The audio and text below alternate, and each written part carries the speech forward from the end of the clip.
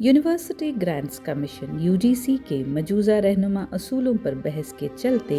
UGC के chairman M Jagdish Kumar ने faculty तकर्रुरी के मेयार से मुताल्लिक़ गलत फहमियों को दूर किया है। प्लेटफॉर्म एक्स पर शेयर करदा एक वीडियो में उन्होंने वाज़े किया कि ये दावे बिल्कुल गलत हैं कि कौमी अहलियती इम्तिहान यानी NET अब तकर्रुरी के लिए ज़रूरी नहीं है। दरअसल ये गलत फहमी उस वक्त हुई जब कुछ इत्तलात में ये कहा गया कि मास्टर्स डिग्री रखने वाले अफराद को अब NET के बगैर तदरीसी अहदों के लिए दरख्वास्त देने की इजाज़त होगी। चेयरमैन ने वजाहत की कि आर्ट्स, ह्यूमैनिटीज़ और सोशल साइंसेस जैसे मज़ामीन में NET अब भी लाजमी है, ताहम इंजीनियरिंग और टेक्नोलॉजी जैसे प्रोफेशनल कोर्सेज़ में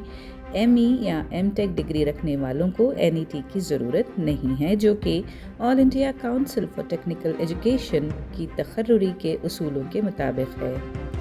नए रहनुमा असूलों के मुताबिक वो उम्मीदवार जिन्होंने 11 जुलाई 2009 से पहले PhD मुकम्मल की हो या वो जिनके पास बैचलर डिग्री 75% और मास्टर्स डिग्री 55% के साथ PhD हो, उन्हें NET की ज़रूरत नहीं है।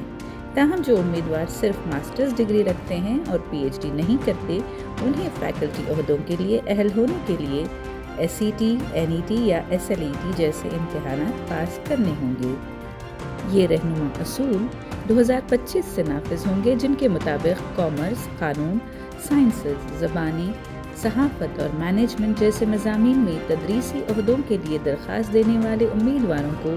कम से कम 55% मार्क्स के साथ पोस्ट ग्रेजुएट डिग्री और अहलियती इम्तिहान पास करने ही होंगे। ताहम इंजीनियरिंग और टेक्नोलॉजी के शोबों में अगर उम्मीदवार